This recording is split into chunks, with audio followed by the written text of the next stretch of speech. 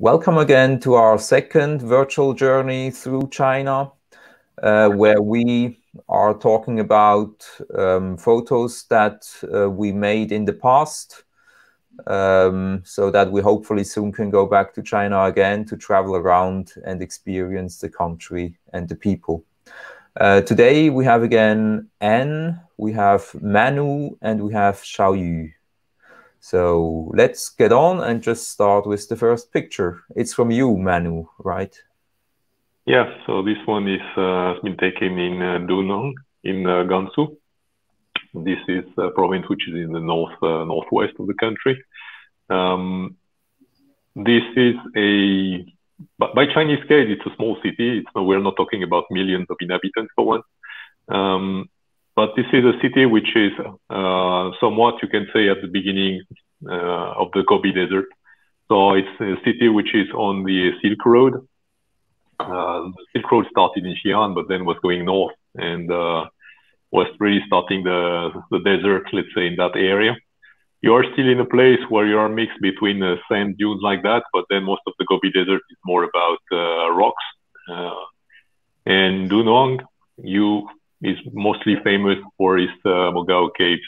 So just next to the city, you get these caves which were rediscovered a couple of 100 years ago, where you get thousands of it's a bit different with some other representations like I don't know, Nongmen caves in Anan, where you get Buddhas everywhere, but where the Buddhas are directly carved on the cliff itself, so you can see them everywhere. The Mogao caves, on the other hand, is more cells. So the rich people were completely carving cells into the rock, and inside these cells, you had thousands of Buddhas everywhere.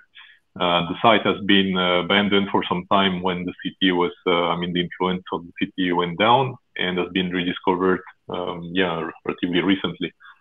So now, from a touristic point of view, this is one of the great destinations in the area.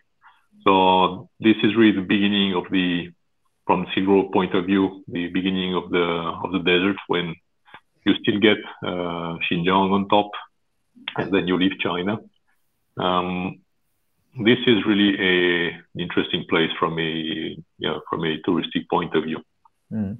So basically, behind this desert is Europe somewhere, right? This is far the away. roadway. Yeah, it's far away, but somewhere. Far away. Still 4,000 or 5,000 kilometers from Kazakhstan. It's quite far away. More even, but but this is basically not in Dunhuang, but not far away in the south. You were another place which was Jiayuguan, and in between of these two places, that's where the famous Great Wall was ending. Today, you can find the remains of, let's say, the western end of the Great Wall of China. It doesn't look at all like what we are used to see more on let's say, on the east part or near Beijing and thing, where you get all these big blocks and now it's been restored thing. There, it's more rammed earth, straw walls, which have been done. Most of them are quite damaged, of course, because it was more difficult for them to resist. But this place, yes, you can see the western end of the Great Wall. There is also one, I can't remember the name of the gate, which is just standing like that in the middle of the desert, which is not far from Dunhuang, as you can see too. Yeah. So this is another way to see the Great Wall of China, completely different compared to what you can find near Beijing, which most tourists normally see. I mean, this was much older. This was of even Zhangguo before the Qin Dynasty. Some of them, the ruins in the sand. There are some new historical fonts. They are probably from Zhangguo. That means 500 years. Let's see, Zhangguo is roughly 5 or even 700 before Christus. It's very old. Because the Chinese folks in the middle of China, they always fight against the nomad in the north. That's normal. So this fight has never been stopped in the past. So every dynasty, the emperor gave the order to build up different kind of walls. So there was a very beautiful documentary film made at the end of the 80s. It's Great War. So it was about the whole Great War.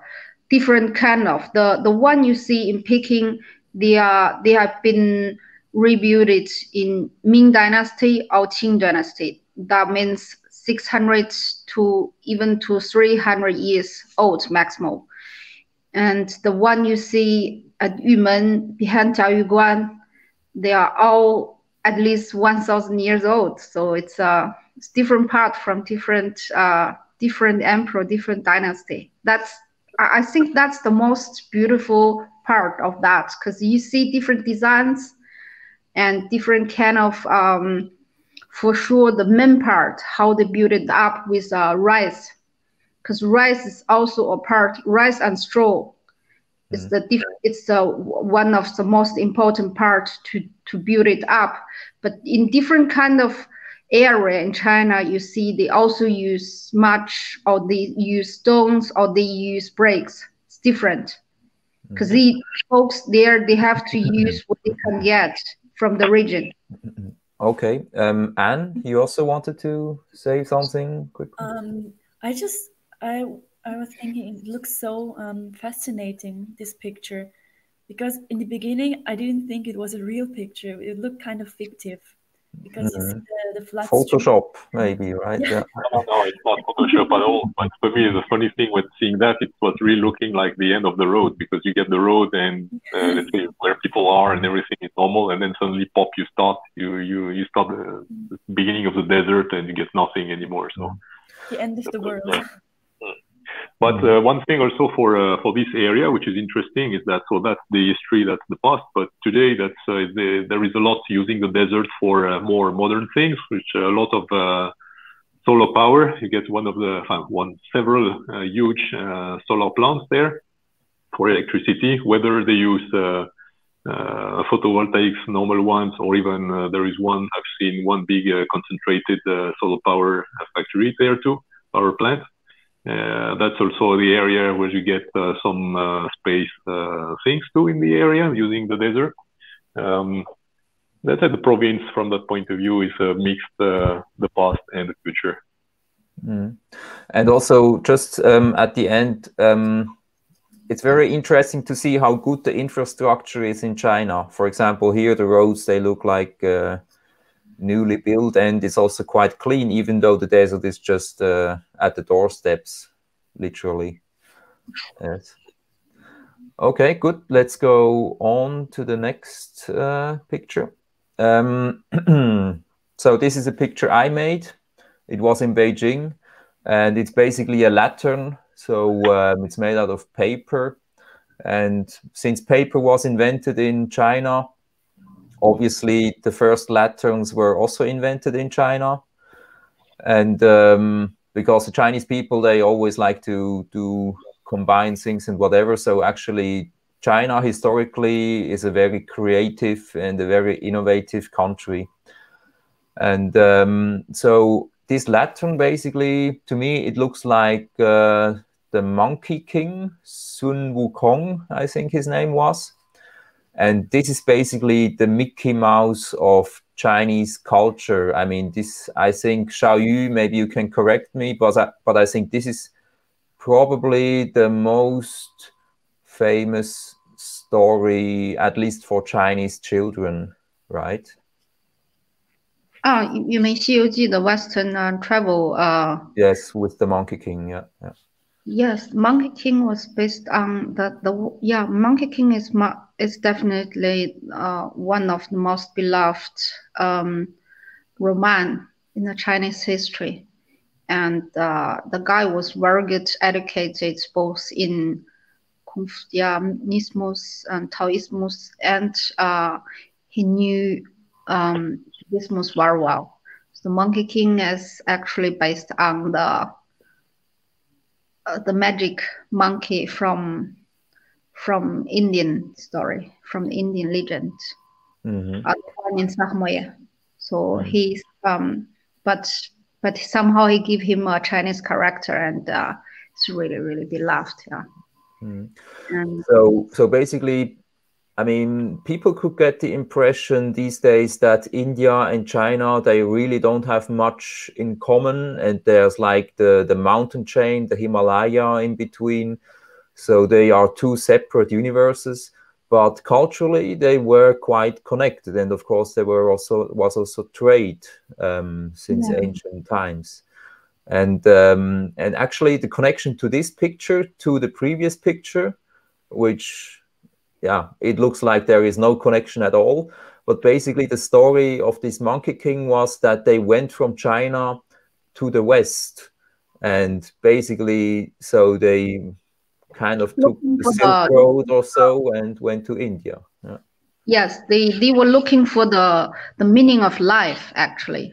That's the biggest story or win. Because everybody who's learning Buddhism, he's asking what is the another side. So another side means probably samadhi. Samadhi is the Indian word. Samadhi means you already get another word, another side of the river. Probably is the Ganges, and you know what the real meaning of the whole life or your even next life is. So the purpose of Monkey King and his master, also his colleagues, was to found. Visually, they said they have to find the jewelries in the treasuries in a different temple, but actually it's only the sun. The real meaning behind it is samadhi. It's the meaning of the life. Why we meditate, why we start the Buddhism. So the guy who wrote this book, he's funny. He made a lot of very mean jokes about the Buddhism, but he's still very generous, and he knows the Buddhism and Taoism very well. There was for normal child, Xi'an, it's a funny story for fun, but for somebody who really loves Buddhism and Taoism, they can see the struggle between different kind of beliefs in China, but also the merge of different kind of beliefs in China. Because the real Chinese beliefs are actually a kind of good, big, huge merge between Buddhism, Taoism, and Confucianism, all the three. So if you go to the local temple, I'm not talking a Buddhist temple. If you go to the countryside, go to some farmers, they always have very small temple, and they always have a Buddha inside. The Taishan Laojun, which is one of the biggest goat for the Taoism folks, and a kind of Saman beliefs God also in the temple. So it's whole mixed. Thanks to China, Buddhism came to China about 100 years before Christus.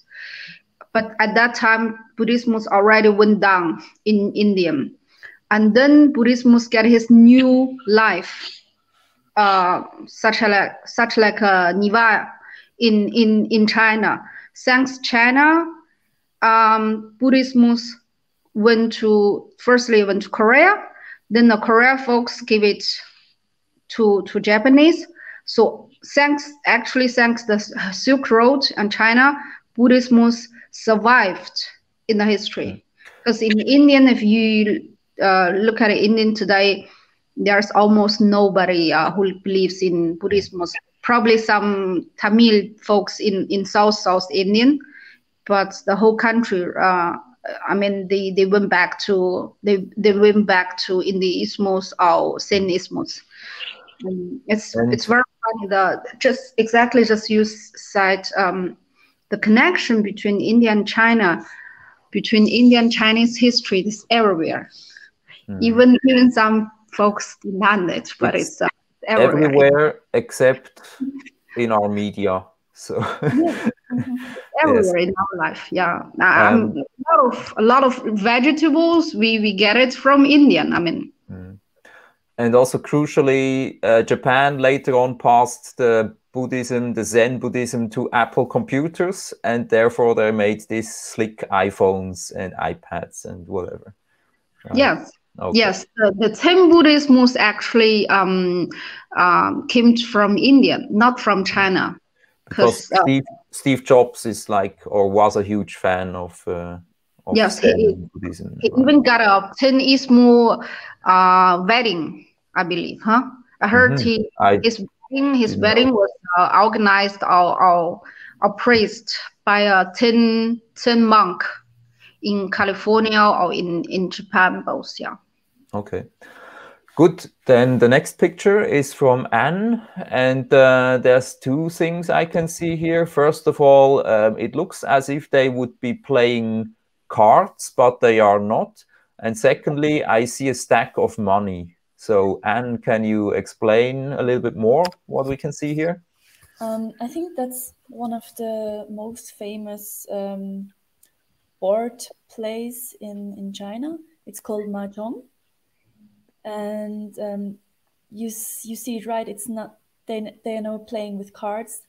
They're playing with kind of stones. It looks like domino stones, but they're thicker and a little bit broader. And you can see they have symbols on every stone. And you can play. I think it's kind of, you can say it's kind of like a poker, a Chinese poker. You, of course, you play with money, and the goal is, I'm not quite sure anymore, but for example, you can lay a street or like a full house, or if you have 2 stones or 3 stones which are similar, then you can make sort of groups which come together, and the goal is that you can make as soon as possible a combination of stones which are giving you points. But I don't know, it's kind of difficult to explain. Maybe you can explain better, Xiaoyu. No, you're absolutely right. I think you described it exactly, quite exactly. Were you good in Mahjong playing? Mm-hmm. And also, I mean, that just I just saw that now. From the signs on these stones, it looks not so much like the playing cards we have here, for example, in Switzerland or so, but it looks quite similar, or a little bit similar to those French tarot cards. They have some similar signs, like those round coin kind of things a little bit, or even you could say the Chinese signs. They could be the clubs in these tarot cards, but who knows? Maybe there is some influence there. Yeah, I mean, of course, the first playing cards came also from China, because if you have paper, then you have playing cards. Okay. And it's also interesting because usually in the night we lived in a gated community. It's like maybe you have a picture from me. I don't know. Maybe later. I can't find it right now. Okay, yeah, doesn't matter. Usually when I was sleeping in my room, the window was quite not so well isolated, so you could hear the noise coming from outside. And I heard until late of the night, I heard people playing mahjong in the neighborhood. And it was really funny because I also heard them laughing, and it didn't bother me because it was a good feeling actually to hear people having fun and playing cards or mahjong. But you are absolutely correct, and maybe Manu and Xiaoyu would also agree that we should teach the Chinese how to isolate their windows. It seems to be a problem. Yeah. I've been to numerous hotels or even in some apartments. There's always the issue that the windows are not very well isolated. Yeah, but that's actually since then that now I sleep with earplugs. So like that, it's better because otherwise, yes, it was a bit. No, but Mahjong, yes, what's funny there is that you see people playing Mahjong everywhere. So at home between friends, but also in the parks, everywhere in the streets, people can start playing Mahjong. So it's really something which is very common. Yes, in Sichuan, you see it everywhere. Even during the earthquake, the Sichuanese are so brave. They are still playing Mahjong outside of the rooms. I mean, once it's begun to shut, they come out and play Mahjong. Once it stops, they went back to a fire top to how do you call it in hot pants restaurant. That's the two biggest thing in the Sichuan culture: Mahjong and hot pan. And of course, you can also see that basically the Chinese people, I mean the Chinese culture, they really like to play. They really like to play games. I mean, they are very fond of spending their pastime with playing mahjong or chess or other things. And they even like to play those games so much that the Chinese government outlawed gambling, because otherwise the Chinese people would be full into gambling. So that's also the reason why Macau, right, or Las Vegas was full of Chinese tourists. Yes. Yeah, it's part of our culture. It's deeply in our game. It's deeply in our game. We all love mahjong and gambling. That's most of the time folks play small money. I mean, if you see the money on the Xi'an on the picture, it's a small value. I mean, my grandpa played until 94 years old, something like that. Then he got some Schlaganfall. I don't know how to say that in English. Yes. Stroke. Yeah, he stopped to see very well. Before that, he played the whole time. He always won against all the grannies in our square, but he only plays 2 or 3 cents. I mean, for him, it's just for fun. My dad even said, yeah, probably it's better if you go there, because otherwise, he said it's a very good hand jogging, brain jogging. Yeah. Yes. Keeps you awake. I mean, keeps your brain awake. Yeah. Yes, after he got this accident, he didn't see well, but he's still playing in his brain every night. Sometimes he said, Hongzhong, in the middle of the night, my mom came to his room and said, Dad, you have already won against all the grannies, so sleep. It was very sweet. All the grannies are crying at home. Yeah, because my granddad and his elder brother, they were rich,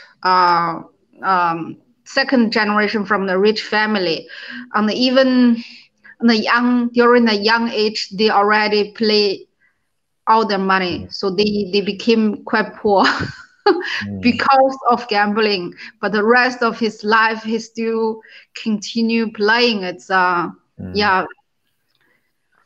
So never gamble. Okay, is the. That's what he said to me. Yeah, but he still won against me. I've never a chance against my grandfather. Xiaoyu, maybe just very shortly, can you give us just a short description of this picture here? That one was 1991 in Guilin, in front of the Elephant Mountain. It's famous in China, right? This mountain, and why is it called Elephant Mountain? Yeah, because it just looks like an elephant. Don't you think so? Yeah. Okay. Because this hole, and then the smaller part is the nose of the elephant, or Yeah, if you see it from far away, it's, I mean, further away, it's a bit better for that. Yeah. Yes, it's very famous in Guilin. It's the most famous sightseeing point in Guilin. You should go to Guilin once with your family. It's a very beautiful place. Yeah.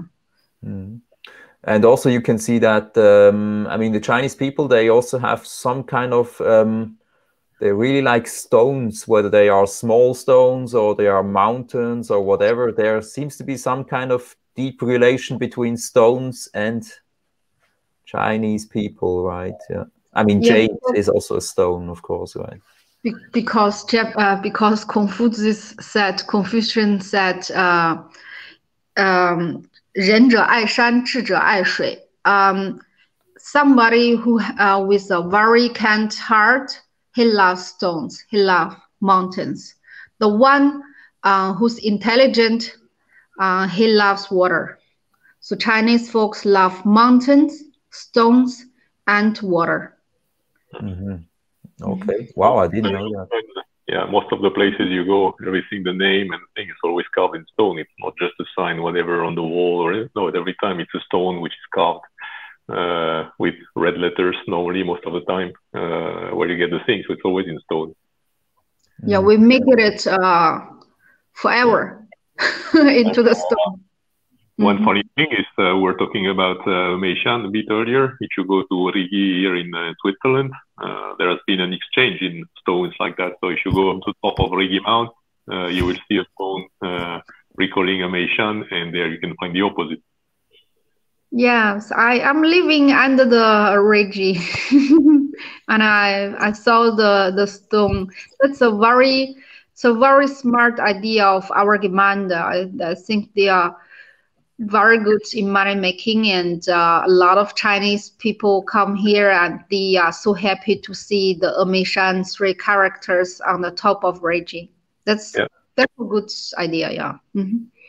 So if you want more Chinese tourists, you should send a huge stone to China. Yes. And take one back. Yeah. Yes, yeah. Jungfrau Joch is actually in a good relationship to Huangshan, to Yellow Mountain. Which is another very famous mountain in China. Yes. Yeah, Yellow Mountain is so beautiful. Yeah. I think, sorry, just one small thing. Yeah. I heard that stones also reflect the human world and the cosmos.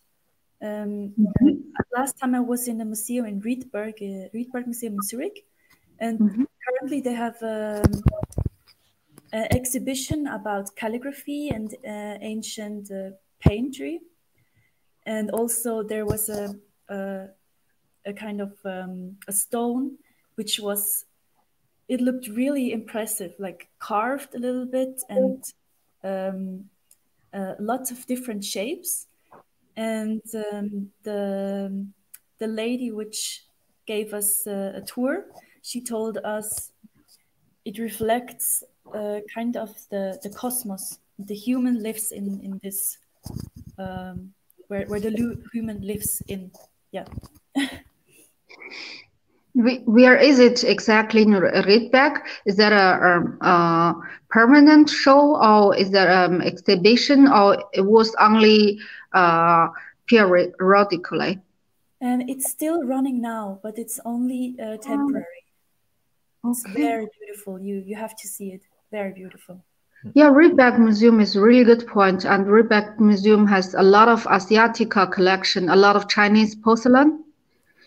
And one of his collection, I saw it, was it's a Chinese Buddha Shiva, Guanyin Pusa from the Jin, from Song Dynasty, which is over 1,000 years old. It's more beautiful than the one in Victoria and William Museum in London. It's very impressive. Probably one day you can also see that. It's, I mean, the Riedberg Museum is, I mean, also it's small, but it has, I believe, one of the best collection here in Switzerland for only, especially for Asiatica. Okay, so let's go to some other kind of stones. It's not really stone, it's clay or terracotta, right? And this picture is from you, Manu, right? Yes, I mean, the Terracotta Army is near Xi'an. We're talking about Xi'an a bit before. This is probably one of the most famous places outside China for this thing. And this army has been done by let's say, the first emperor of China. I mean, the first unified China. Xi'an was the first capital of unified China. Many places have been capital for some reasons in China, but let's say capitals of China as one country, there are not that many anymore. There are just 4. So everybody talks about Beijing today, but before that we had Nanjing, and if we go back in time more, we had Xi'an, the first one, and also Luoyang for some time. So this terracotta army was done, so it was about 2 centuries before Christ, to put things back in time, more or less. And for his death, next to Xi'an, a big complex was actually done by him, where the mausoleum itself, let's say, is still untouched. So people know where it is, but never been really into it. But next to it, all these terracotta warriors sites have been unearthed. We are talking here about thousands of different people. I say people, not warriors, actually, because there is really all the society which is there. Most of them are warriors, but I think they were, if I remember well, something about 8,000 people. You had the horses, the cavalry horses, everything. And these people were lifelike in the sense that they are scale 1. All these statues here are about 1.8 meter tall each, something like that. Each of them has different faces. Everything was painted. It was really there to accompany the emperor in the afterlife, basically. So that really is really an impressive enterprise, which took thousands of people to prepare. And yeah, that's where let's say, the first emperor of unified China basically left Earth with his people to protect him. This, like I was saying, just next to that, there is this kind of truncated pyramid, which is this mausoleum today. This is also quite tall, but today China still doesn't really know what to do with it, in the sense that it seems to be a complex thing, which is replicating the cities from the time, the palaces from the time, but like always from this time, there were perhaps then things which China wants to protect and not destroy, of course. So for the time being, the focus is more on unearthing and preparing this terracotta army, and in parallel studying what to do for the tomb itself. Mm. One of the risks is that when this terracotta army was unearthed first, I mean, all the technologies to preserve it were eventually not what they are today, and some things like all the paintings which were on the wire and things were lost. And one of the things is, I mean, there are probably several reasons, not just technical reasons. Probably people don't really want to redo it at all, but let's say there are both technical and personal reasons where, before opening the mausoleum, which is nearby, let's say there will be some time to study a bit more the thing. So this is just close to Xi'an, few kilometers away from Xi'an. I've heard that now there is a subway station there. They build a subway station there. Been there at that time. Whether I've been there, I don't remember. I don't think there was, but let's say yes, it's quite easy to get anyway. Shanghai being the first capital, there are a lot of historical stuff there. Even, I mean, more than Beijing. I'm not even talking about Shanghai and things like that. It's really one of the best places in China for history there. And even downtown, you get a lot of things. So that was the beginning of the Silk Road, as we were talking before. this Qin period was just before Christ, but then after went over for centuries. Xi'an, which was Shanghan before, or known as Shanghan before, today there are still a lot of studies to relearn Chinese history. There a lot of things are unearthed. I don't say every day, but very often, and a lot of things to study there and to learn from the past in Xi'an. And well, nothing to do with history, but Xi'an itself is also super famous for its walls.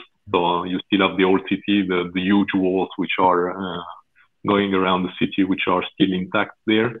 And me, every time I go there, I love just walking around. I think it's about 14 kilometers if you make the full round. In the past, the walls were much higher than that, but this is I'm just talking about the ones which are closing the old city. And you can go there today. It's really great. I love Xi'an. Every time going there, it's always a good thing. I went there once and it was fantastic. And also there's not so many foreigners there, at least from what I could see, but it's still, I mean, the city now, it's so modern. It looks like Blade Runner, you know, like huge sky rises, everything with LED and lights everywhere and whatever. But it's really, I think Xi'an to me is really the best combination between old and new. Yeah. This is really Xi'an to me, yeah.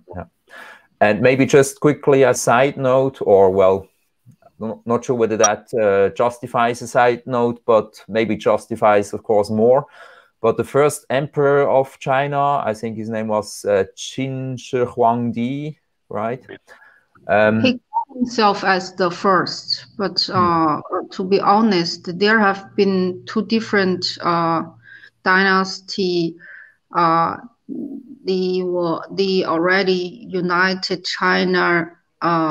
Before him, yeah. Yes, Shang Dynasty and Zhou Dynasty. Zhou Dynasty also. Zhou Dynasty it's about 1200 before started 1000 before the Christ and at the end of Zhou Dynasty, I mean there are two parts of Zhou Dynasty, Chunqiu and Zhangguo. Confucius lived in the first part, at the end of first part, and then Zhangguo was the kingdom time. There are a lot of how do you call that? First in English. It's kind of small kingdoms given by the emperor, just like the dukedoms or something like this. Yeah. Yes. Who's fighting for the emperor? He will get a duck or baron and so on. And this time, all this at the end of the this period, the kingdom Qin, which was in my province and in Gansu province, they won the whole fight. And of course, the first emperor of China, I mean, of course, I mean, he did unite, I think, the largest part of China to that date. Also, I think the Zhou Dynasty was smaller than what the first emperor had. Yeah, absolutely right. He even united Vietnam. Southern parts, yeah. But of course, he even went to Vietnam. That's why you are absolutely right. Yeah. But of course, he was living and he grew up in a very brutal time where there were wars and so everywhere. And basically, he later on also adapted legalism, which was a very harsh type of government. So you could get very harsh sentences. But he basically then united China by force. So he really conquered the other lands, and it wasn't a nice thing actually to see. But basically, once he conquered it, his how to say achievement was that he could then standardize the whole country. So he could introduce standardized measures. He could introduce standardized, I don't know, maybe legal system, whatever. Character also, writing system. Writing, yes, the writing system, crucially.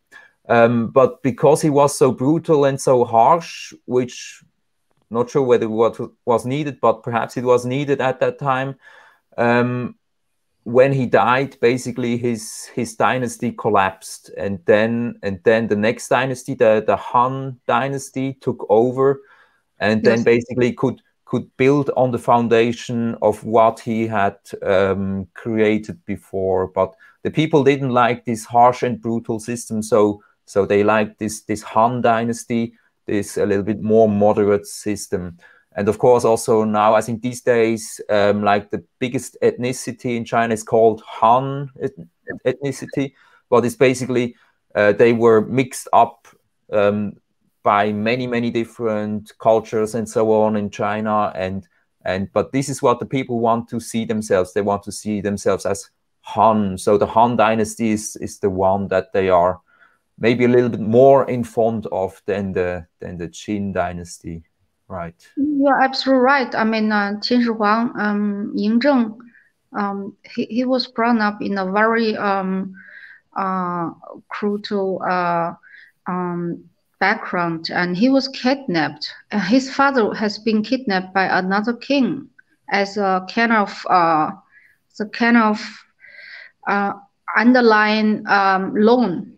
You know what I mean? Just like Attila by the Roman king. A ransom, yeah. Yes, and but even though, I mean, today folks found out. Sorry, hostage is the right word. Yeah, hostages. Yes, but today, I mean, after 2,000 years, we found out by the Muslim of his grandfather.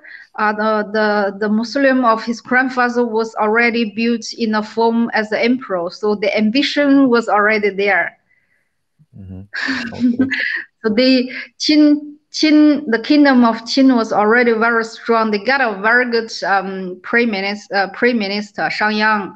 They made very good reform for all the farmers. So Qin was a very innovative. They were actually no Chinese from the history. They were actually, by the Chinese, they were called barbarians almost, right? Because they were at the edge of the Zhou dynasty, right? Yeah. Yes. They moved from Gansu here. Bairong. They moved from Gansu. Probably their ancient were somehow with European, or I don't know, with some Ural blood. Not Northman blood. And they moved into middle of China, and they made a lot of renovation, innovative reforms. Then economically, they get very strong quickly. That's the reason they won the war. And the Han folks are actually South Chinese, because Liubang is from Chuguo, is from Chu Kingdom. Liubang is the first emperor of the Han dynasty, right? Yes. Yeah. Liubang was nobody. Liubang was a Bürgermeister, was a Maya from thousand folks finished. But he married highly. He was so smart, so he married a nobleman's daughter, Liu Ho, and he got in charge of power. He was extremely intelligent. He always said, my best skills is only to collect very intelligent people and to manage them. So I'm not good in one of this special area, but my ability is just to manage, to delegate, very ability folks. He was totally right. So he became emperor. His biggest enemy was Xiang Yu. Xiang Yu was from a very huge noble family, but Xiang Yu lost the war. Yes. In Xi'an. Yeah, from Xi'an, because Xiaoyu, maybe it's very interesting, but maybe let's continue next time. We're already a little bit over the top, and of course, Chinese history.